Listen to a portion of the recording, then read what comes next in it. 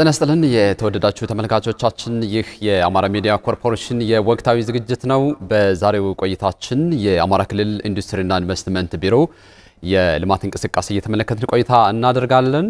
ኢትዮጵያ ታምርት እኛም እንሸምት በሚል ንቅናቄ በአማራ ክልል ከሰሞኑ በተለያዩ አካባቢዎች ንቅናቄው ሲካሄድ ነበረ። ምን ውጤት ተገኘበት? ይህ የኢትዮጵያ ታምርት እኛም እንሸምት ንቅናቄ የአማራ ክልል ኢንዱስትሪና ኢንቨስትመንት ቢሮ ኃላፊ አቶ እንድሪስ አብዱ እዚህ ስቱዲዮ ጋብዘን አጠቃላይ ያለውን የንቅናቄውን እንዲሁም በክልሉ በኢንዱስትሪና ኢንቨስትመንት እየተሰሩ ያሉ ስራዎችን የቃኝን ቆይታ እናደርጋለን። ፕሮግራሙን አዘጋጅቼ ማቀርብላችሁ ይካስ ማስረሻ ነኝ። አብራችሁን ቆዩ። አቶ እንድሪስ እዚህ ስቱዲዮ ድረስ ስለመጡ እናመሰግናለን። እኔም አመሰግናለሁ። ያው በክልሉ የኢትዮጵያ ታምርት እኛም እንሸምት ንቅናቄ በስፋት በክልሉ ሲከናወን ነበርና ከሰሞኑ እንደው ይህ ንቅናቄ በክልሉ ካለው የኢንቨስትመንት ጸጋ አንፃር ንቅናቄው ከተጀመረ ወዲህ ምን ውጤት አስገኘ ከሚለው ሐሳብ እንጀምር። እንግዲህ እንዳጠቃላይ የኢትዮጵያ ታምርት የንቅናቄ መድረክን ለመረዳት ዋና ዓላማዎቹ ምን ነበሩ ከሚለው በነሳ ነው የሚሻለው። አጠቃላይ 3 መሰረታዊ ዓላማዎች አሉት ንቅናቄው። ሁላችንም እንደምናቀው እንደ ሀገርም እንደ ክልልም ይሄን ንቅናቄ የጀመርነው በተለይ በሰሜኑ ጦርነት ማግስት የክልላችን ኢኮኖሚ በተቀዛቀዘበት ሁኔታ ላይ እና በአምራች ኢንዱስትሪ ዘርፍ ያለው ምርታማነት ዝቅተኛ በሆነበት ጊዜ ንቅናቄው እንደ ሀገር እንዲጀመር ወይም ደግሞ ሀገራዊ ንቅናቄ ሆኖ የተጀመረ መርሃ ግብር ነው ማለት ነው። ይሄንን ንቅናቄ የክልላችን መንግስትም እንደ ሌሎች ክልሎች ሁሉ ንቅናቄውን በእቅድና በአደረጃጀት ለመምራት በወሰደው ቁርጠኝነት ባለፉት 2-3 ዓመታት በክልላችን ንቅናቄውን ለመምራት ጥረት አድርገናል። ስለዚህ የንቅናቄው አንዱ በአምራች ኢንዱስትሪ ያለውን ማነቆ ወይም ደግሞ ተግዳሮቶችን መፍታት ነው። አንዱ ዓላማ ይሄ ነው። ሁለተኛ በተለይ ምርታማነትን የአምራች ኢንዱስትሪ ምርታማነትን የማሻሻል ምርታማነት ብለን ስናስብ አንድም ተኪ ምርት ሊሆን ይችላል፣ ሁለቱም ደግሞ ለውጭ ገበያ የሚውሉ ምርቶች ሊሆን ይችላል። ይሄንን የማሻሻል ተልእኮ ነው። ሶስተኛ ዘርፉ ለኢኮኖሚ መዋቅራዊ ሽግግር ያለውን አበርክቶ ማሳደግ ነው። ምርታማነትን ስናነሳ ማለት ሁለተኛ ምርታማነትን ማሳደግ ነው። ሶስተኛ የህብረተሰቡን ተጠቃሚነት ማረጋገጥ ማለት ነው። ስለዚህ የህብረተሰቡ ተጠቃሚነት ማረጋገጥ ማለት ቢዝነስ ትራንስፈር ከስራ ዕድል ፈጠራ ይጀምራል። ህብረተሰቡ ከአምራች ኢንዱስትሪ የሚገኙ ምርቶችን የመጠቀም ባህልን ድረስ ይወስደናል ማለት ነው። ስለዚህ እንደነዚህ አይነት ንቅናቄዎች በኢትዮጵያ ብቻ የተጀመሩ ሳይሆን ዓለም አቀፍ ልምዶችም አሉ። ብዙ ሀገራት በተለይ በምርታማነታቸው በአምራች ኢንዱስትሪ ዘርፍ ችግር በገጠማቸው ጊዜ የተለያዩ ስያሜዎችን እየሰጡ የምርታማነት ችግሮቻቸውን ለማነቃቃት የሚጠቀሙበት ዓለም አቀፍ ልምድም እንዳለ ከተለያዩ ጽሁፎች መረዳት ይቻላል። ዞሮ እንደ ሀገር ኢትዮጵያ ታምርት የሚለው የተጀመረው 2014 አጋማሽ አካባቢ እነዚህን ዓላማዎች ለማሳካት የተጀመረ መርሃ ግብር ነው ማለት ነው። ይሄን በመሆኑ በክልላችን ባለፉት 3 ዓመታት ንቅናቄውን በመጀመራችን ምክንያት በዘርፉ ከፍተኛ መነቃቃት አምጥቷል። ላብነትም ከመጀመሪያው ግብ አንዱ ማነቆ መፍታት ብለን ካሰብነው በተለይ ይሄ ንቅናቄ ከምንም በላይ የተለያዩ ባለድርሻ አካላትን በአንድ መድረክ ላይ አገናኝቶ በችግሮቻችን ላይ እና በዘርፉ ውጤታማነት ላይ የሚመክር የሚነጋገር ፕላትፎርም ከመሆኑ ጋር ተያይዞ በየጊዜው ሲነሱ የነበሩ በአምራች ኢንዱስትሪና በሌሎች ኢንቨስትመንት ዘርፎች የሚነሱ የመሰረተ ልማት የግብአት የአገልግሎት አሰጣጥ አጠቃላይ ማነቆ የሚባሉ ጉዳዮች ውይይት ተደርጎባቸዋል። ለምሳሌ ከኛ ክልል አኳያ ባለፉት 3 ዓመታት ወደ ከ960 በላይ ኬዞች ወይም ደግሞ ጥያቄዎችን ለይተናል በየዘርፉ ማለት ነው። በየጊዜው በእያንዳንዱ መድረክ በእያንዳንዱ ዞን ወረዳ ቀበሌ ማነው ዞንና ወረዳ በተካሄዱ መድረኮች የተነሱ ጥያቄዎችን ቀምረን ወይም ደግሞ አደራጅተን ለመመለስ ጥረት ተደርጓል። ስለዚህ ይሄ ከምንም በላይ ጥያቄዎቹን የአንድ ሰሞን ሁነት ብቻ ሳይሆን ያንዳንዱ መድረክ በወረዳም በዞንም እንዲሁም ደግሞ በክልል ማጠቃለያ መድረኮቻችን የሚካሄዱ መድረኮች የባለ ሀብቱ የሚያነሳቸው ቅሬታዎች በአግባቡ አዳምጦ በአግባቡ አደራጅቶና ሰንዶ ወደ እቅድ ቀይሮ የመመለስ ምላሽ እንዲያገኙ የማድረግ ባህል አዳብረናል ማለት ነው። በዚህም ቅድም የጠቀስኩትን ቁጥር ችግሮች በየደረጃው በየአመቱ ስንፈታ መተናል ማለት ነው። ሁለተኛ ይሄ በመድረክ ብቻ የሚፈታም ሳይሆን በስርዓት መፈታት ስላለበት ይሄ ከንቅናቄም በላይ ለምሳሌ እንደ ሀገር ወደ ፕሮጀክት አድጓል። ንቅናቄው ወይም ደግሞ ይሄ ክዋኔ በአንድ ወይም ደግሞ የአንድ ሰሞን የአንድ አመት የሁለት አመት ሳይሆን በ10 አመት መርሃ ግብር የሚከናወን የንቅናቄ መድረክ ነው። ስለዚህ ይሄንን በስርዓት መምራት ስለነበረብን ለምሳሌ ከኛ ተቋም አኳያ ወይም ደግሞ ከኛ ክልል አኳያ በራሱን የቻለ ይሄንን አክቲቪቲ ይሄን ተግባር ሊመራ የሚችል የሰው ኃይል ተመድቦ በየጊዜ በየአመቱ እየታቀደ በእያንዳንዱ መድረክ ላይ ባከናወናቸው መድረኮች ላይ የሚነሱ ጥያቄዎች ቅድም ባልኩት አግባብ ተሰንደውና ታቀደው እና አስፈላጊው ድጋፍና ክትትል የተደረገባቸው እንዲመሩ ተደርጓል ማለት። ስለዚህ ሁለተኛው የተሰራው ስራ ስርዓት እንዲይዝ ተቋማዊ እንዲሆን የማድረግ እና ቀጣይነት እንዲኖረው የማድረግ አላማዎችን በማንገብ ችግሮችን እንትን ለማለት ተሞክሯል። ሶስተኛ ጉዳይ የማንቆ ከተፈታ የህብረተሰቡን ተጠቃሚነት ማረጋገጥ ወይም ደግሞ ምርታማነትን ማሳደግ ነው። ለምሳሌ በንቅናቄው ስንጀምር በእኛ ክልል የእያንዳንዱ የአምራች ኢንዱስትሪ ወይም ደግሞ አጠቃላይ የምርት እንትናችን ወደ 49.4% ነው የነበረው አጠቃላይ ኢንዱስትሪዎቻችን የማምረት አቅም ነው። ስለዚህ ከ50% በታች ነው የሚያመርቱት በክልላችን ያሉ ኢንዱስትሪዎች። ከንቅናቄ በኋላ ቅድም ያነሳቸው ችግሮች እየተፈቱ ከመምጣታቸው ጋር ተያይዞ በተለይ ደግሞ በተቋማት መካከል ያለው ተቋማዊ ቅንጅታዊ አሰራር እየተሻሻለ ከመምጣቱ ጋር ተያይዞ በችግሮቹ ላይ የጋራ መግባባትና በጋራ የመፍታት ባህልም እያደገ ከመምጣቱ ጋር ተያይዞ ይሄንን በማድረጋችን የአምራች ኢንዱስትሪ የማምረት አቅም ትናንት ከነበረበት 49.4 አሁን ላይ ባለፉት 8 ወራት ያለውን ልኬታ ብቻ ወስጄ ዳታ ለማቅረብ እንትን ካል ወደ 59.2 ደርሰናል።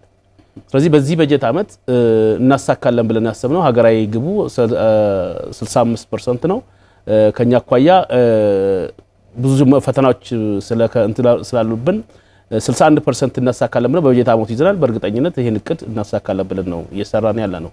ስለዚህ ከዚህ ቁጥር የምንረዳው ምንድነው በአምራች ኢንዱስትሪ በራሱ የማምረት አቅሙ አድጓል ማለት ነው። ባለፉት 3 አመታት ከ49.4 ወደ 59.2% ያደገበት ሂደት አለ። ይሄ በቁጥርም ከተመለከተው ከፍተኛ ነው። በየአመቱ አዳዲስ አምራች ኢንዱስትሪዎች ወደ ምርት የሚገቡበት ሂደት ነው ያለው። ለምሳሌ በዚህ በጀት አመት ብቻ ባለፉት 8 ወራት 118 አዳዲስ አምራች ኢንዱስትሪዎች ወደ ምርት ገብተዋል፣ ወደ ገበያው ገብተዋል፣ ምርት ማምረት ጀምረዋል ማለት ነው። አንዳንዶቹን ያው እናንተም በተገኛችሁበት አስመርቀናል ወይም ደግሞ በጋራ ባለሀብቱን ተገኝተን አበረታተናል። ስለዚህ ወደ ምርት የሚገባው የአምራች ኢንዱስትሪ ቁጥር በጣም እያደገ መጥቷል ብሎ መውሰድ ይቻላል ማለት ነው። ሶስተኛው የህብረተሰቡን ተጠቃሚነት ማረጋገጥ። የህብረተሰቡን ተጠቃሚነት ከማረጋገጥ አኳያ አንዱ ህብረተሰቡ ከምርቱ የሚጠቀምበትን ሂደት ነው። ለምሳሌ ቀደም ሲል ሁላችንም እንደምናውቀው በኋላም በሌላ መረጃ ለመጣበት ይችላል ይሆናል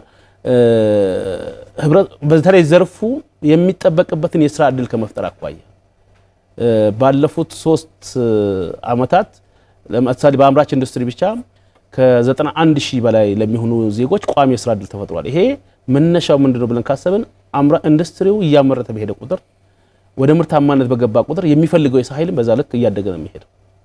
ስለዚህ የምርታማነት ችግር መፍታታችን ማነቆችን መፍታታችን በተለይ በህብረተሰቡ ተጠቃሚነት ላይ ራሱን የቻለ ተጽዕኖ እያሳደረ መጥቷል ማለት ነው። ስለዚህ ሶስቶቹን ግቦችን ከተመለከትናቸው ባለፉት 3 አመታት ይሄርንባቸው የመራንባቸው እና ንቅናቄውን በአግባቡ የተጠቀምንባቸው ሁኔታዎች ስናየው ስኬታማ ነበሩ።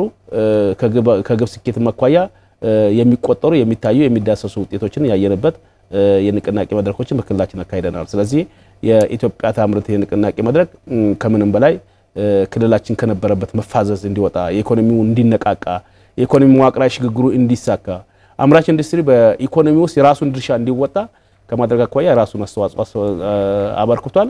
በዚህ በጀት አመትም እንደ ሌሎች አመታት ሁሉ ይሄን ንቅናቄ በአግባቡ ለመምራት አቅደን እየሰራን ያለነው እንግዲህ ሁላችን በሚዲያ እንዳያችሁ እስከ ትናንት ድረስ ትናንት ለምሳሌ ትናንት መረጃ ካያችሁ ማርቆስ ላይ ደጀን ላይ በተመሳሳይ መልኩ ውይይቶች እየተካሄዱ ችግሮች ባሉበት ሁኔታም ቁጭ ብሎ የክልላችን ባለሀብት ኢንቨስተር በአካባቢው ልማት ላይ በአምራች ኢንዱስትሪ ባሉ ችግሮች ላይ ቁጭ ብሎ የመነጋገር የመዋየት ባህሉ እያደገ የመጣበት ሂደት አለ። ይሄ ደግሞ መድረኮቹ ችግር ይፈቱልኛል ከመንግስት ጋር ፊት ለፊት ያገናኙኛል ስለዚህ በመናገር ውጤት አግኝቻለሁ የሚል ተስፋና እምነት ስላሳደረ ዛሬም በተለያዩ ፈተናዎች ውስጥ ሆኖ ኢትዮጵያ ታምርት ንቅናቄ መድረኮቻችን በተቀመጠላቸው ቅርና መርሃ ግብር መሰረት እያስገናቸው ያለ ነው በየነው ማሳት ፈልገው ማለት መልካም እንደው በአቀባበል ደረጃ እንደዚህ የባለ ሀብቱምና ህብረተሰቡ በማገናኘት የፕሮሞሽን ስራ አቀባበሉን እንዴት አገኛችሁት ነው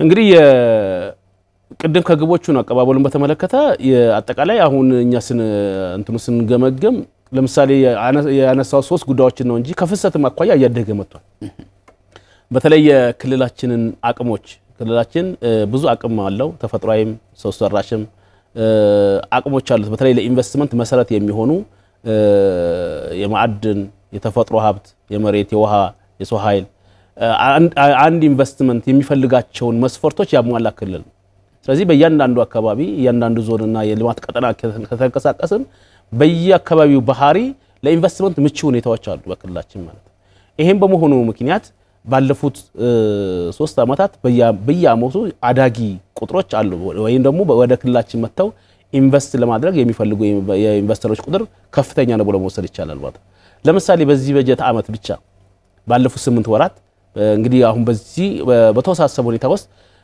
ክልላችን መርጠው በአማራ ክልል ኢንቨስት እናደርጋለን ብለው ፍላጎቶቻቸውን ያሳዩ እቅድ ማለት ፍቃድ አውጥተው በክልሉ ኢንቨስት ለማድረግ 1547 አዳዲስ ባለ ሀብቶች በካፒታልም ከተመለከተው ከፍ ያለ ከ252 ቢሊዮን ብር በላይ ካፒታል ያስመዘገቡ ትላልቅ ኢንቨስተሮችን ተቀብለን አስተናግደናል ይሄ ለክልሉም ለሀገሩም ለሀገራችንም ትልቅ ተስፋ ያላቸው በጣም ሀገራዊ ፕሮጀክት ሊሆኑ የሚችሉ ከፍ ያሉ ፕሮጀክቶችም ጭምር ያስተናገድንበት በጀት አመት ነው ማለት ይሄም የሚያሳየው ምንድነው የንቅናቄ መድረኮቻችን በተለይ ክልላችን በአግባቡ የማስተዋወቅ የክልላችን ጸጋዎች በአግባቡ ከመሸጥ አቋያ ለሀገር ውስጥም ለውጭ ኢንቨስተሮችም አጠቃላይ የክልላችን አቅሞች ከማስተዋወቅ አቋያ ንቅናቄ ትልቅ ድርሻ አለው ብሎ መውሰድ ይቻላል ማለት መልካም አቶ እንድሪስ እንደው የአማራ ክልል እንዳሉት ሰፊ ጸጋ ያለው ክልል ነው በክልሉ ኢንቨስትመንትን ለማስፋፋትም በርካታ ስራዎች ሲሰሩ እንደነበር ይታወቃልና የኢትዮጵያ ታምርት ንቅናቄ ከተጀመረ በኋላ በርካታ ስራዎችን ሲሰሩ እንደነበር ለምሳሌ መመሪያዎችን ማሻሻል ለስራ ማነቆ የሆኑ አሰራሮችን ማሻሻል ከዛም ባለፈ ደግሞ አገልግሎትን ማዘመንና የመሳሰሉትን ስራዎች ሲሰሩ እንደነበር ይታወቃልና እንደው ከዚህ አኳያ እነዚህ ስራዎች መሰራታቸው ለክልሉ ኢንዱስትሪና ኢንቨስትመንት መስፋፋት ምን ያህል ይገዛ አደረገ ምን ውጤት አገኛችሁበት እንግዲህ የንቅናቄ መድረኮቻችን አንዱ ያመላከተንና ችግር እንድንፈታ እድል የሰጠን ቅድም አንተም እንዳነሳው አንዱ የሲነሳ የነበረው ከኛ ክልል አኳያ ሲነሳ የነበረው ያገልግሎት አሰጣጡ ትንሽ ቢሮክራሲ የበዛበት ነው ውጣ ውረድ የበዛበት ነው ችግር ያለበት ነው የሚለው በየጊዜው ባደረግናቸው የንቅናቄ መድረኮች በክልላችን ኢንቨስትመንት ላይ የሚነሱ ጥያቄዎች ነበሩ ስለዚህ እነዚህ ጉዳዮች የት ነው ያሉት ከአሰራር አኳያ ነው ከሰዎች ወይም ደግሞ አገልግሎት ከሚሰጡት ባለሙያዎች ላይ ያለ ችግር ነው ወይስ ምንድነው መሰረታዊ ጉድለቱ ብለን መለስ ብለን ጥያቄዎችን ይዘን እንደ ተቋም ስራዎቻችን ለመገምገም ሞክረናል ከዚህ በፊት የነበሩ በተቋሙ ላይ የነበሩ ህጎችስ ምን ይላሉ የሚለውን ለመፈተሽ ጥረት አድርገናል ይሄንን መነሻ አድርገን እና የባለሀብቱን ኮንሰልቴሽን ወይም ደግሞ ምክር ሐሳብ ተቀብለን እና የሌሎች ክልሎችንም ተሞክሮ ወስደን በክልላችን መሻሻል ያለባቸው የአሰራር ማቀፎች ሙሉ በሙሉ እንዲሻሻሉ ተደርጓል ለምሳሌ አምራች ኢንዱስትሪውን ወስደን ብንመለከት ዛሬ በክልላችን የአምራች ኢንዱስትሪን አገልግሎት ለመስጠት ያን ያህል ውጣ ውረድ የበዛበት አይደለም ዞንም በየደረጃው የሚወስነው ውሳኔ አለ በክልል ደረጃ የሚወሰንበት ሂደት አለ ተቋማዊ በሆነ መልኩ ችግሮችን በተቋሙ በራሱ ማኔጅ እንዲያደርገው የክልሉ መንግስት ውክልና ሰጥቷል ኃላፊነት ሰጥቷል ማለት ይሄ ማለት ምን ማለት ነው ቀደም ሲል የነበረው በጣም ብዙ ስቴክሆልደርስ ናቸው በዚህ ውሳኔ ላይ ኢንቮልቭ የሚያደርጉት ዛሬ ግን ይሄ በክልላችን የለም በከፍተኛ ሁኔታ ተሻሽሏል ማለት ነው። በሌሎች ኢንቨስትመንት ዘርፎችን በተመሳሳይ መልኩ ስለዚህ ደንቦች ተሻሽለዋል፣ መመሪያዎች ተሻሽለዋል። እነዚህ ደንቦችና መመሪያዎች መሻሻል ብቻም ሳይሆን በአሰራር ማዕቀፎቻችን ላይ ደግሞ ከባለድርሻ አካላት ተገቢውን ውይይት አድርገናል። በተደጋጋሚ ለሰራተኞቻችን ለፈጻሚው ተቋሙ በሚሰጣቸው አገልግሎትና ከሰራተኛው በሚጠበቁት ስነ ምግባሮች ላይ በደንብ ስልጠናም ሰጥተናል። ተደጋጋሚ ውይይቶችን አካሂደናል። በዚህም አሁን ዘርፉን አውቆ ሊመራ የሚችል አሰራሮችን ተረድቶ ሊመራ የሚችል ተቋማዊ መዋቅር ፈጥረናል አሁን ላይ ማለት ነው። ቀጣይ የሚስተካከሉ ጉልለቶች አሁንም በተመሳሳይ ገጽ ላይ ተገኝተናል ብለን ባናስብም ትናንት ከነበረው በየጊዜው ያደገ የመጣ የአገልጋይነት መንፈስ አሰራሮችን አውቆ ምላሽ የመስጠት መንፈስ እና የመወሰን የድፍረት እንትኖች እያደጉ የመጡበት ሂደት አለ በክልላችን ማለት ነው። ሁለተኛ ይሄ ደንብና መመሪያን ማሻሻል ብቻም ሳይሆን ከዚህም በላይ ዘርፉን እንዴት እናዘምነው ወደ ዲጂታል እንዴት እንቀይረው የሚለውን ቀደም ሲል እየተለማመርን የመጣንባቸው በተለይ ለምሳሌ ማበረታቻ አንድ ባለሀብት ማበረታቻን የሚያገኝበት ስርዓት በክልላችን በቀጥታ በኦንላይን ነው የሚስተናገረው። ያን ያህል ቢሮ መምጣት አይጠበቅበትም፣ ባለጉዳይ መላክ አይጠበቅበትም፣ ጉዳይ አስፈጻሚ መላክ አይጠበቅበትም፣ ራሱ መንከራት አያስፈልግም። ካለበት ቦታ ሆኖ የሚጠበቅበት መስፈርት ካሟላ ለዘርፉ የተፈቀደው ማበረታቻ የሚያገኝበት ስርዓት አለ ማለት። ስለዚህ በተቋሙ ላይ የቴክኖሎጂ ልምምድ ወይም ደግሞ የማዘመን ልምዶች ነበሩ። ይሄንን ከፍ ባለ ደረጃ ከማበረታቻም ባሻገር ሌሎች አገልግሎቶችን ለምንድን ነው ከንክኪ ነፃ ማናደርገው ብለን ይሄንን በተመሳሳይ እና ሌሎች ክልሎች እንዴት እንደሄዱበት ልምዶችን ለማየት ሞክረናል።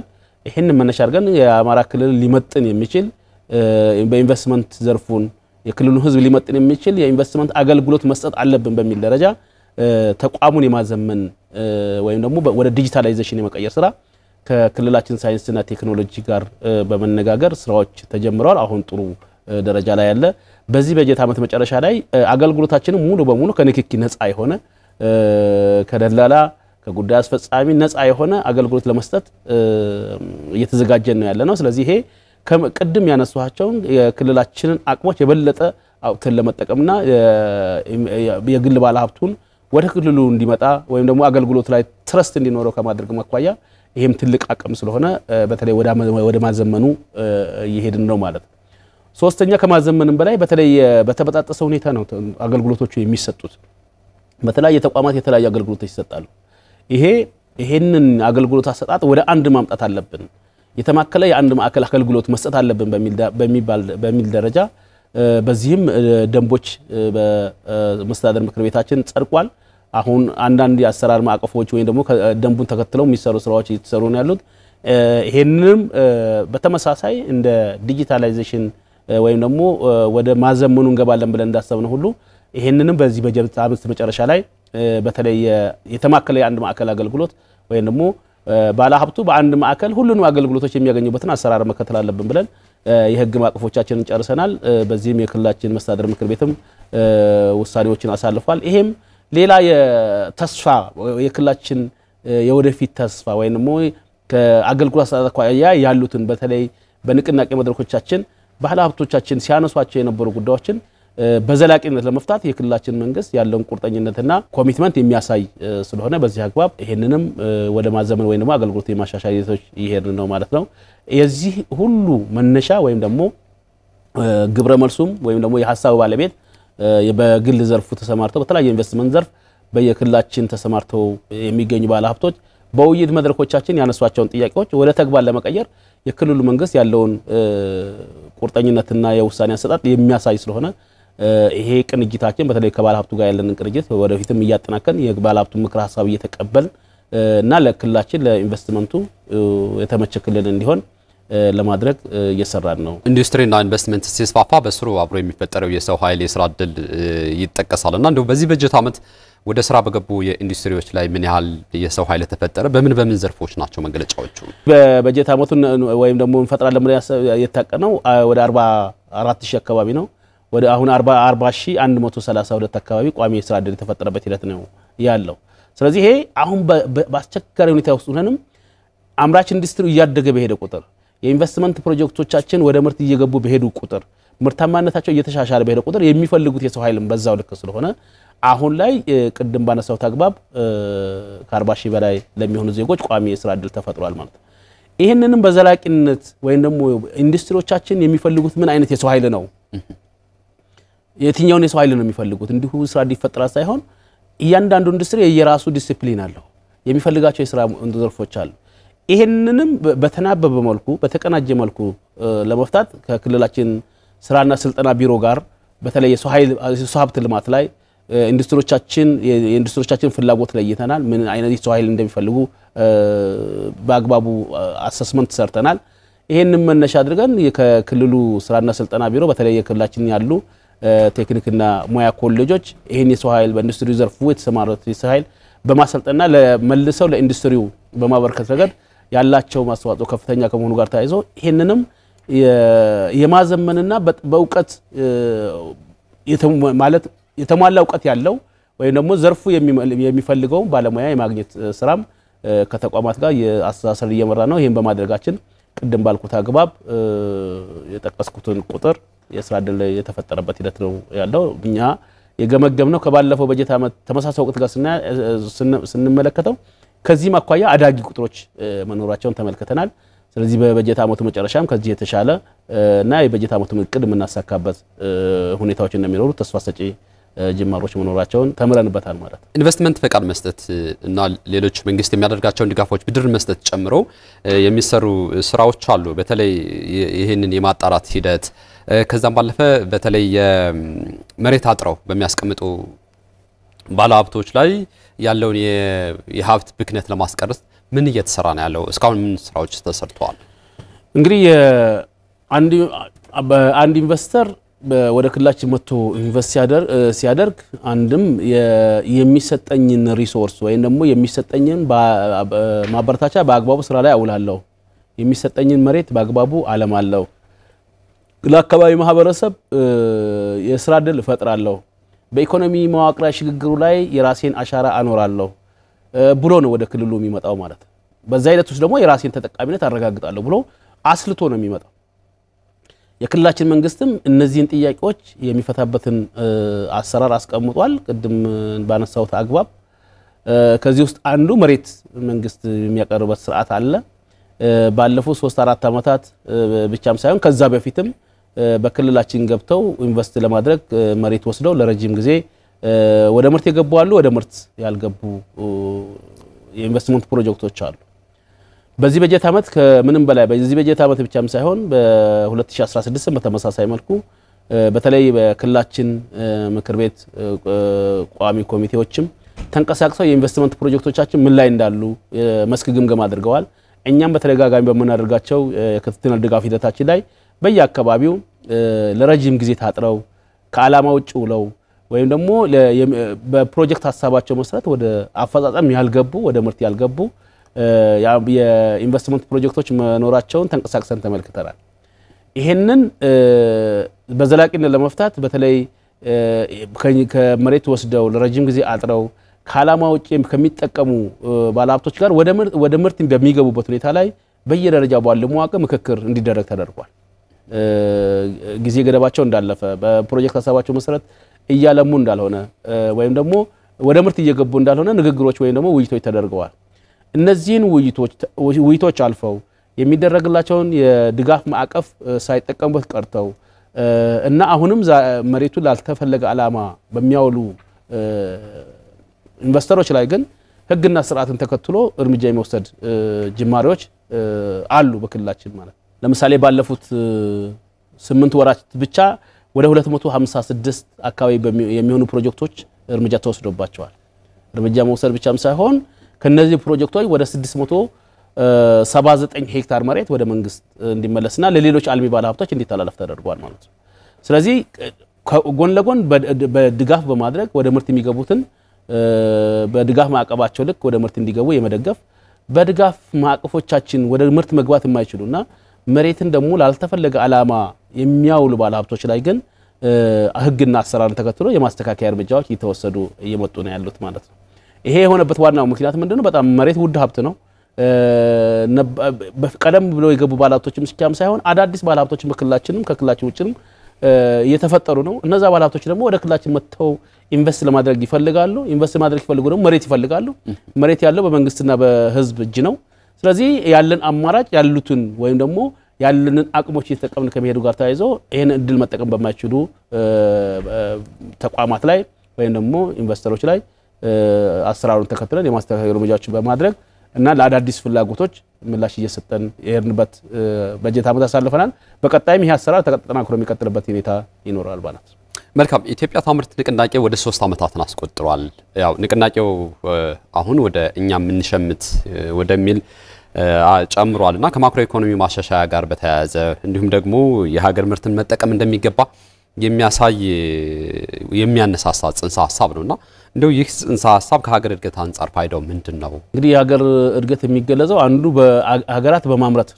ከምንም በላይ ደግሞ ምርታቸው ደግሞ በአምራች ኢንዱስትሪው ላይ የተመሰረተ ሲሆን ነው ስለዚህ ይሄ ንቅናቄውም አንዱ ይሄንን የኢኮኖሚክ ትራንስፎርሜሽኑ የማረጋገጥ ጉዳይ ነው ዋናው ዓላማው ማለት ነው ስለዚህ አምራች ኢንዱስትሪው ከትናንት ከነበረበት የምርታማነት መጠን በቁጥርም በጥራትም ከፍ ማድረግ አለበት ብለን ስናስብ አንዱ መገለጫው ወይም ደግሞ ማሳያው የሀገራት እድገት የሚመዘንባቸው አንዱ ከምርት ጋር ተያይዞ ስለሆነ እዚህ ላይ ትልቅ ስራ ትልቅ ፋይዳ አለው ብሎ መውሰድ ይቻላል ማለት ነው ሁለተኛ ማምረት ብቻም ሳይሆን በምርታችን የመጠቀም ባህልን የማዳበር ጉዳይ ነው እንግዲህ አሁን ካልቸራችን በተለይ ውጭን የመናፈቅ የራስ ምርት ያለ መጠቀም መሰረታዊ ችግሮች አሉ አሁን በክልላችን ያሉ ለምሳሌ በክልላችን ያሉ አምራች ኢንዱስትሪዎች ከተመለከትናቸው ተኪ ምርትን በማምረት ወደ መንግስት ቀደም ሲል ከውጭ ኢምፖርት እያደረገ ከፍተኛ የውጭ ምንዛሬ ያወጣባቸው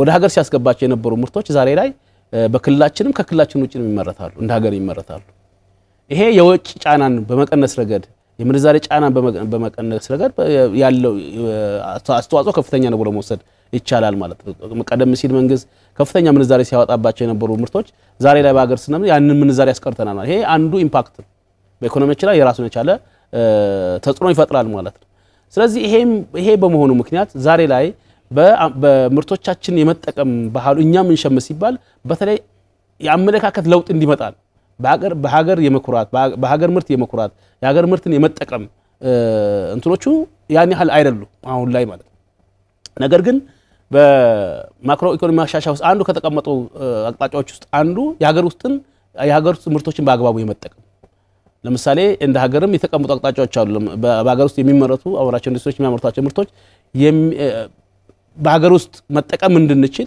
የተቀመጡ ያፈጻጸም አቅጣጫዎች አሉ ይሄ ወደ ክልልም ከወሰን ተመሳሳይ ሂደቶች አሉ ስለዚህ የማይታመኑ ቀደም ሲል ከውጭ የምናስገባቸው ምርቶች ዛሬ ላይ በክልላችን ይመረታሉ ከክልላችን ውጭ ይመረታሉ ግን የምርቶችን ራሳችን መልሰን የመጠቀም እንትናችን መሰረታዊ ባህላችን ችግር ስላለበት ይሄንን በዘላቂነት ለመፍታት ቀደም እንዳልኩት በተለይ እነዚህ የግንዛቤ ማስጨበጫ መድረኮቻችን የንቅናቄ መድረኮቻችን ማህበረሰቡ ላይ የምናሳድረው ተጽዕኖ ወይም ደግሞ የምናደርጋቸው ውይይቶች ማህበረሰቡ ምርቱን እንዲወድ የራሱ በምርቱ እንዲኮራ የራሱ ምርት እንዲጠቀም የራሱ አስተዋጽኦ አለ ይሄ ከሆነ ኢትዮጵያ በራሷ ትልቅ ገበያ ናት በጣም ከፍተኛ ህዝብ ቁጥር ያለው ሀገር ነው ትልቅ ሀገር ነው ስለዚህ የሀገሩን ምርት መጠቀም ከቻለ ደግሞ ኢኮኖሚው ራሱ ተያይዞ የሚሄድበት ሂደት ነው ያለው ስለዚህ አጠቃላይ ሂደቶችን ከተመለከትን ቀደም እንዳልኩት ያመለካከት ሂደቶችን እየተሻሻሉ እንደመጡ የዚህም ደግሞ የንቅናቄው አንዱ አካል እንደሆነ መውሰድ ይቻላል አዎ ያደጉ ሀገራትም ተሞክሮ የሚያሳየው የራሳቸው ምርት መጠቀም መጀመራቸው የራሳቸው ምርት ስለተጠቀሙ ነው ያደጉትና ኢትዮጵያም ከዚህ ተሞክሮ በተለይ የራሳችን ምርት መጠቀም መጀመር መቻላችን ወደፊት ለሚፈጥረው ኢኮኖሚያዊ እድገት በጣም ትልቅ አስተዋጽኦ የሚያደርግ ነው ኢንዱስትሪዎች እንግዲህ ያው የኢትዮጵያ ታምርት ንቅናቄ እኛም እንሸምት ንቅናቄ እንደ ሀገር ያው ትልቅ ትኩረት የተሰጠው ነገር ነው ከዚያ አኳያ የአማራ ክልል ደግሞ ንቅናቄውን ሲተገብር እንደቆየና አስተዋውሳለን ያው እስካሁን ክልሉ ያሳለፈው የግጭትና የሰላም ችግር ዘርፉን የበለጠ እንዳይንቀሳቀስ ማነቆ የሆነው አንደኛው ክፍል እንደነበር እናስተዋውሳለንና አሁን ያ ነገር እንደው በተለይ መውጫ መንገድ ምን እየተጠቀማቸው ነው በተለይ ያለውን የክልሉን ሁኔታ ነባራዊ ሁኔታ ያገናዘበ ነገር ምን እየተጠቀመ ነው እንደ ቢሮ ደረጃ እንግዲህ አጠቃላይ ከምንም በላይ በተለይ በክልላችን ትልቁ በደንብ ማንሳት የምፈልገው ክልላችን በትልቅ በ2016ም 2017ም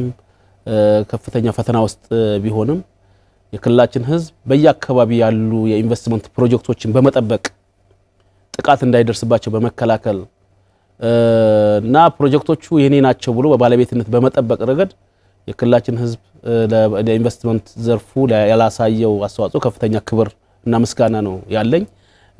ባለን ክትትልም ብዙ ፕሮጀክቶቻችን ጥበቃ ተደርጎላቸዋል።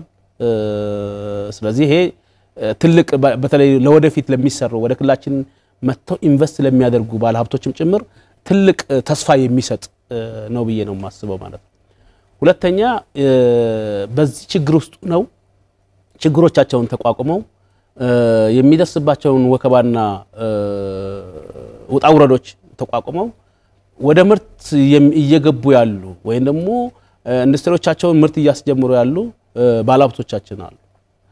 ቀደም እንዳልኩት ለምሳሌ አዳዲስ ኢንቨስተሮች ብቻ ወይም ደግሞ አዳዲስ የአምራች ኢንዱስትሪ ፕሮጀክቶችን ብቻ ከተመለከትን ከ118 በላይ አምራች ኢንዱስትሪዎች ወደ ምርት ወይም ደግሞ አገልግሎት ገብተዋል ብያለሁ። ይሄ እንዲሁ አልጋ ባልጋ ይመጣ አይደለም፣ ብዙ ችግሮችን ተቋቁመው ይመጣል። ሁለተኛ ከአዲሶችን ባሻገር ቀደም ሲል በነባር ኢንቨስትመንት ፕሮጀክቶች ላይ ተሰማርተው በተመሳሳይ መልኩ ይሄንን ውስጣዊ ጫናዎችን ተቋቁመው ምርትና አገልግሎት እየሰጡ ያሉ ኢንቨስትመንት ባለቤቶች አሉ። ስለዚህ እነዚህ አካላት በተለይ ችግሩ የኔ ችግር ነው፣ ይሄንን ችግር መሻገር የምንችለው ኢኮኖሚው ላይ ስንሰራ ነው። ስለዚህ ይሄ ማህበረሰብ ኢኮኖሚው መቀየር አለበት ብለው ሁሉንም ውጣ ውረዶች ወይ ደግሞ ጫናዎች ተቋቁመው የኢኮኖሚያችን የክልላችን ኢኮኖሚ እንዲቀጥል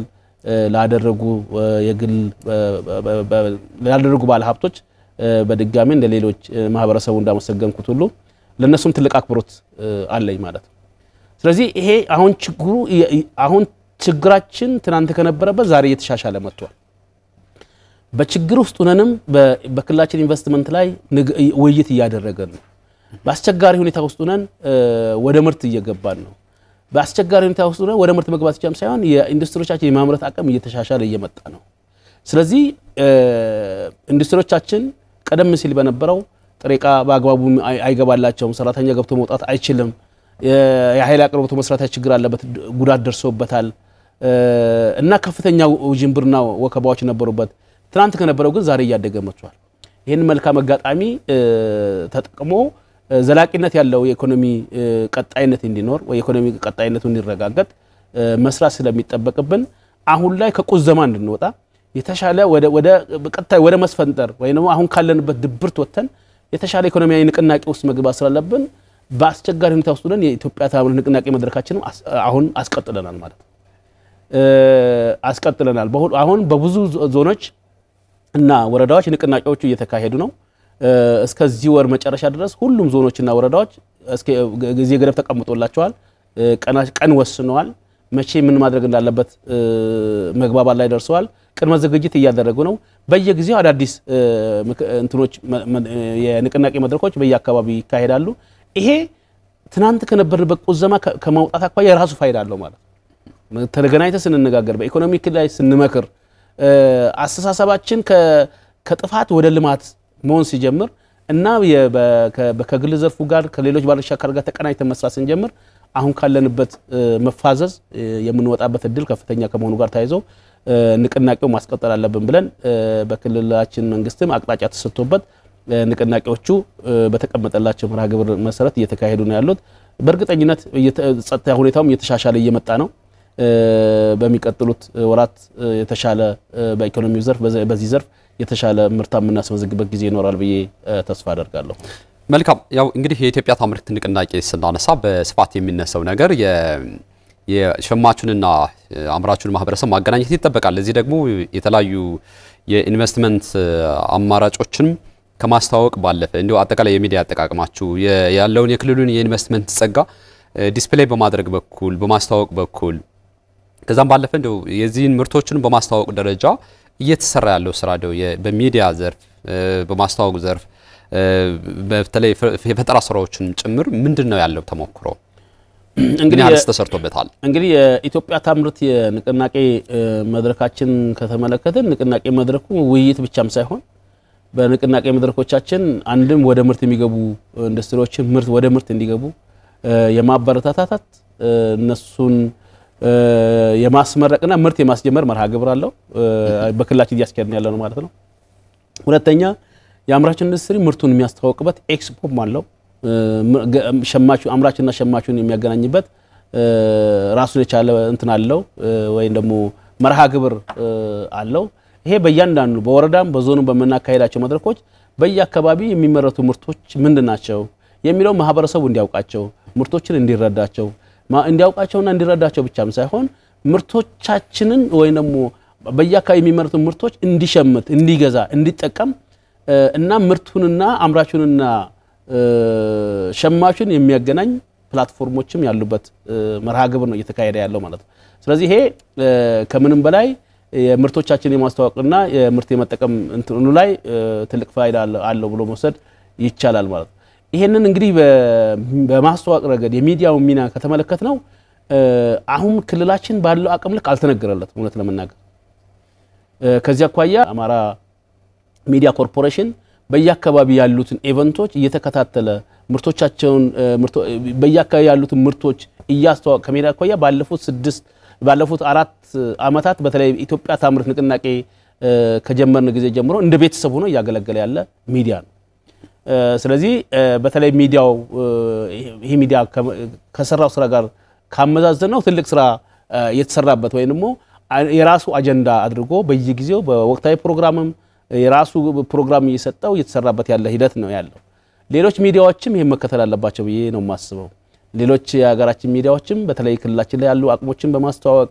የክልሎችን ከኛም አኳያ የሚሰሩ ስራዎች አሉ እንደ ተቋም ሚዲያዎችን ቀርቦ ከሚዲያው ጋር የመስራት እና የስራዎቻችን የማስተዋወቅ ስራም ከኛ የሚጠበቀው ተግባራት እንደተጠበቁ ሆኖ ሚዲያዎቻችንም ወደ ክልላችን ቀረብ ብለው ወደ ተቋሙ ቀረብ ብለው አጠቃላይ ምን አለ ብለው ፈትሸው በክልላችን ኢንቨስትመንት ላይ በክልላችን አምራች ኢንዱስትሪ ላይ የራሳቸውን አሻራም እንዲያሳርፉ በዚህ አጋጣሚ ጥሬን ነው ለማስተላለፍ ነው የምፈልገው አማራ ሚዲያ ኮርፖሬሽን እና ሌሎችም ሚዲያዎች እስካሁን ድረስ ላበረከቱትም አስተዋጽኦም ትልቅ ምስጋና አለኝ ማለት መልካም እንደው በሀገር ውስጥ ምርትን ማምረት በተለይ የመጠቀም ባህል እንዲሳካም በተለይ ቀጣይ ለሚጠበቁ ስራዎች ይኖራሉ እነዚህ ስራዎች ደግሞ እንደ ከባለሀብቱ ጋር የሚሰራ ስራ ሊኖር ይችላል ከህብረተሰቡ ጋር እንዲሁም ከመንግስት ጋር የሚሰሩ የሚጠበቁ ስራዎችና እንደምን ይጠበቃል ማን ምን ማድረግ መቻል አለበት እንግዲህ ይሄ ተግባር በተለይ አምራች ኢንዱስትሪው ይሁን ሌሎች ኢንቨስትመንት ዘርፎች በአንድ ተቋም ብቻ የሚሰሩ አይደሉም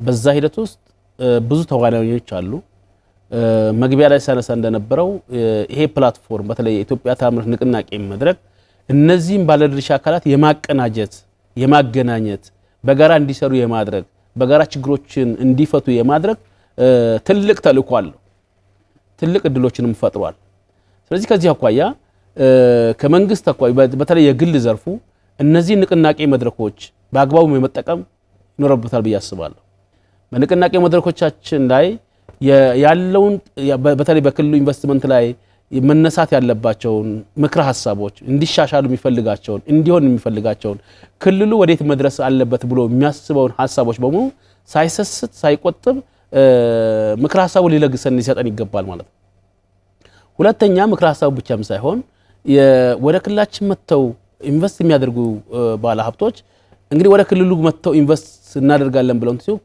ከመንግስት በኩል የተደረገላቸው ወይም ደግሞ የተፈቀደላቸው ከማበረታቻ ከመሬት አቅርቦት ከአገልግሎት ሰጣት ከግብአት አቅርቦት ብዙ አገልግሎቶች የመንግስት አገልግሎቶችን ያገኛሉ ሁለተኛ ከባለሀብቱ የሚጠበቀው በየማስበው ከመንግስት የሚያገኛቸውን አገልግሎቶችና ማበረታቻዎች ወይም ደግሞ ከመሬት አቅርቦት ጀምሮ የሚያገኛቸውን አገልግሎቶች ለታለመለት አላማ ማዋል ይኖርበታል ሶስተኛው አላማ ብቻም ሳይሆን በፕሮጀክት ሐሳባቸው መሰረት ወደ ምርት መግባት ይጠበቅባቸዋል አሁን እዛም እዚህም የምናያቸው በጣም ረጅም ጊዜ ታጥረው የሚቀመጡ መሬቶች እና አሁን ለማስተካከል ጥረት ያደረግንባቸው ያሉ ኢንቨስትመንት ታጥረው የተቀመጡ ኢንቨስትመንት ፕሮጀክቶችን ከተመለከትናቸው ባለሀብቱ በገባው ቃል መሰረት በገባው ውል መሰረት በአግባቡ ባለማልማቱ በወቅቱ ወደ ስራ ባለመግባቱ የተፈጠሩ ችግሮች ናቸው። ስለዚህ በፕሮጀክት ሐሳባቸው መሰረት ወደ ስራ የሚገቡበት ሁኔታ መፈጠር ይኖርበታል። አራተኛ ከመንግስት ጋር ያለውን ቅንጅት ትስስር ወደፊትም አጠናክሮ መቀጠል ይኖርበታል ብዬ ነው የማስበው። ከተቀኛ ተቋም አቋያ ከመንግስት አቋያ ባለሀብቱ ምንድነው የሚያነሳው? አሁን ከቀድም የኢትዮጵያ ታምርትን ንቅናቄ መድረክ ዓላማዎችን ሳነሳ ዝም ብሎ ኢቨንት ወይም በየአመቱ የሚካሄድ ሴሬሞኒ አልፎ ይህ ንቅናቄ ችግር የሚፈታ የችግሮቻችን መውጫ መንገድ ነው። ምርታችንን ልናሻሽልበት የምንችልበት መንገድ ነው። የክልላችንን ኢንቨስትመንት በከፍተኛ ሁኔታ ልናነቃንቅበት የምንችልበት ፕላትፎርም ነው በሚል ደረጃ በየደረጃ ያለው የመንግስት መዋቅር ዘርፉ ላይ ያለውን አመለካከት ዘርፉ ለኢኮኖሚ መዋቅራዊ ሽግግሩ ያለውን አበርክቶ በአግባቡ የመረዳትና ዘርፉን መደገፍ አለበት ብዬ አስባለሁ። ሁለተኛ ዘርፉን መደገፍ ብቻም ሳይሆን በግል ዘርፉ የሚነሱ ቅሬታዎች አገልግሎት አሰጣጥም ሊሆን ይችላል የተለያዩ የግል ዘርፉ የሚያነሳቸውን ቅሬታዎች በአግባቡ የማዳመጥ ብቻም ሳይሆን አዳምጦ ችግሮች የመፍታት ባህልና አቅም ማዳበር አለበት። ይሄንን ባለፈው 3 አመታት ኢትዮጵያ ታምርት ንቅናቄ መድረክ ጀመርንበት ጊዜ ጀምሮ እየተለማመድን መተናል። ቀደም እንዳነሳሁት ከኢቨንትም ባሻገር እያንዳንዱን ጥያቄ ወይም ደግሞ በየአካባቢ የሚነሱትን ጥያቄዎች ሳናንኳስሳቸው ሳናጋናቸው በልኩ ጥያቄዎችን በየፈርጁ አደራጅተንና ወደ እቅድ ቀይረን እና ባለሙያም ወይም ደግሞ አደረጃጀት ተፈጥሮለት በየደረጃው ከሚመለከታቸው ተቋማት ጋር ጥያቄዎቹ የሚፈቱበትን አግባብ አቅጣጫ አስቀምጠን እየፈታን መተናል። ስለዚህ ይሄንን ማስቀጠል አለብን ማለት ነው።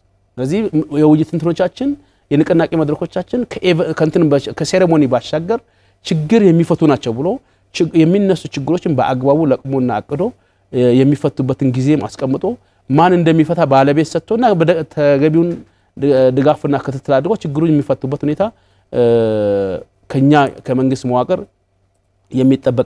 የሚጠበቅ ነው ብዬ ነው የማስበው። ሶስተኛ በአግባቡ ኮሙኒኬት የማድረግ ነው። ያሉን ጸጋዎች ምን አለን አማራ ክልል ምን አለ ብሎ በአግባቡ ኮሙኒኬተር መሆን አለበት። እያንዳንዱ በየደረጃው ያለው መዋቅራችን በተለይ በኢንቨስትመንት ዘርፉ ላይ ሳይሰስት ምን የኢንቨስትመንት ጸጋዎች አሉን ብለን በአግባቡ ኮሙኒኬት ማድረግ ይጠበቅብናል ማለት ነው። በተለይ ገጽታ ግንባታ ላይ ስራ መስራት ይኖርብናል። ያሉን አቅሞች ብቻ ሳይሆን የተሰሩትን ስራዎች በአግባቡ የማስተዋወቅና ሌሎች ኢንቨስተሮችም እዚህ ላይ ቆመው ወይም ደግሞ ይሄንን መነሻ አድርገው ወደ ክልላችን መጥተው ኢንቨስት እንዲያደርጉ አንዱ የፕሮሞሽን አካል ስለሆነ በዛ አግባብ በተለይ የክልላችን ጸጋዎችና አቅሞች በአግባቡ የመግለጽ የመናገር እና ለሌላው አካል የማስተላለፍ ባህላችንን ያዳበር መምጣት ይኖርብናል ማለት ነው። በአጠቃላይ የግል ዘርፉም በመንግስት መዋቅር ወይ ደግሞ በመንግስት በኩልም ሁሉም የራሱን የቤት ስራ ከሰራ እና ተቀናይቶ ችግሮችን ከፈታ በእርግጠኝነት ባለፉት 3 አመታት ተስፋ ሰጪ ጅምሮች በክልላችን አይተናል። ይሄን አጠናክረን ከቀጠልን በዚህ በጀት አመትን በሚቀጥሉት አመታትም በክልላችን ዘርፉ ከፍተኛ በኢኮኖሚ ውስጥ ከፍተኛ ድርሻ እንደሚኖረው በግሌ ትልቅ እምነት አለኝ። ይሄንንም ለማሳካትም ከግል ዘርፉ ጋር ከግል ባለሀብቱ ጋር እንዲሁም ደግሞ ከሌሎች የመንግስታዊ ተቋማትና ለዘርፉ ባለድርሻ አካላት ከሁሉም ባለድርሻ አካላት ጋር በቅንጅት ለመስራት ቢሮአችን ከመንግስታዊም በላይ ቁርጠኛ ነው። እስካሁን ድረስም እየሰራውበት ወደፊትም አጠናክሮ የሚቀጥልበት አሰራር እንዳለ በዚህ አጋጣሚ ለመግለጽ ነው የምፈልገው ማለት ነው። እናመሰግናለን። እንግዲህ የኢትዮጵያ ታምርት እኛ ምንሸምት ንቅናቄን አስመልክቶ የአማራ ክልል የኢንዱስትሪና ኢንቨስትመንት ጸጋዎችን ሰፋና ዝርዝር ባለመልኩ እዚህ ስቱዲዮ ተገኝተው ማብራሪያ ስለሰጡን እናመሰግናለን። እኔም አመሰግናለሁ። የተከበራችሁ ተመልካቾቻችን የአማራ ክልል ኢንዱስትሪና ኢንቨስትመንት ቢሮ ኃላፊ አቶ እንድሪስ አብዱ አጠቃላይ የክልሉ የኢንቨስትመንት ጸጋዎችን የኢትዮጵያ ታምርት ንቅናቄ እንዲሁም እኛ ምንሸምት በሚለው ጉዳይ ላይ ሰፊ ማብራሪያ ነው ሰጡን። ፕሮግራሙን አዘጋጅቼ ያቀርብኩላችሁ ይካስ ማስረሻ ነበርኩ። ሰላም ሳምንት